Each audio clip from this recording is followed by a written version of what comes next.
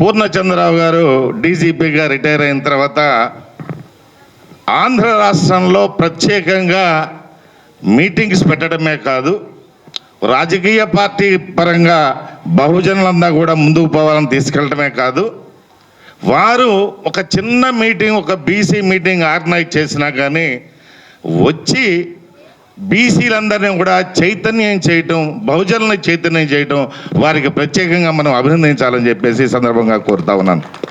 అదేవిధంగా చాలా క్లుప్తంగా సమయంలో నారగోని గారు ఇరు రాష్ట్రాల్లో కూడా పెద్ద ఎత్తున కార్యక్రమాలు చేపడుతున్నప్పటికీ, ఎంతోమంది నాయకులను తయారు చేసినప్పటికీ బహుజన ఉద్యమ, బీసీ ఉద్యమం అనేటువంటి ఇష్యూ తీసుకుంటే నేను ఈరోజు ఉన్నటువంటి బీసీ నాయకులందరినీ కూడా నేను కోరుతా ఉన్నాను, ఒక ఎంపీ వస్తే బీసీ ఉద్యమం ఆగిపోతుందా, లేదు ఒక ఎమ్మెల్సీ వస్తే బీసీ ఉద్యమం ఆగిపోతుందా అని చెప్పేసి ఆలోచన చేయాల్సినటువంటి అవసరం ఉందని చెప్పేసి నేను యావత్ బీసీ నాయకులందరినీ కూడా కోరుతా ఉన్నాను.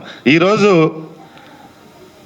పాట ఆటగా మనం చూసాం, కానీ ఈరోజు ఒక బహుజన మాట పాటగా ఒక వినూత్నంగా అవకాశం ఉంటే దీనికి ఆట కూడా జోడించి ముందుకు పోవాలని చెప్పేసి దీనికి మనము ఈరోజు చూస్తూ ఉన్నాం. తమిళనాడులో ఈ ద్రావిడ ఉద్యమంలో 2 పార్టీలు మనలుగా చేస్తున్నాయి. ఇప్పటి వరకు కూడా 3వ పార్టీ వస్తుంది ఎవరు కూడా ఊహించరా. నాకు తెలిసినంతవరకు విజయ్ గారు మన ముఖ్యమంత్రిగా ప్రమాణ స్వీకారం చేస్తారని కూడా నాకు తెలిసి ఎవరు ఊహించలేదు. ఏదో ఒక్కటి అనుకుంటాను, ఊహగా చెప్పినటువంటి సందర్భం.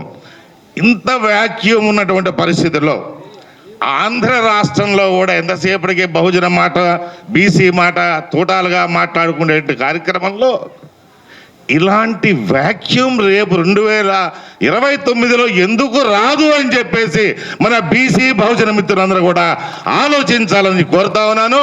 దానికి సంబంధించినటువంటి నాయకులందరూ కూడా ఈ జూన్ ఎండింగ్లోనో జూలై ఫస్ట్ వీక్లోనో నేను బీసీ చైతన్య వేదిక జాతీయ అధ్యక్షులను కోరుతా ఉన్నాను. అవసరమైతే మేము కూడా కలుస్తాము. కలిసి ఒక 2 రోజుల 3 రోజుల ఒక కార్యక్రమాన్ని, ఒక శిక్షణా కార్యక్రమం లాగా కానివ్వండి, మేధావుల సదస్సులాగా కానీ ఒక ఏర్పాటు చేసుకొని భవిష్యత్ ఉద్యమ ప్రణాళిక ఏ విధంగా ఉండాలనేటువంటి నిర్ణయం తీసుకొని ముందుకు పోదామని చెప్పేసి ఆలోచనతో మేము ముందు పెడుతున్నాను.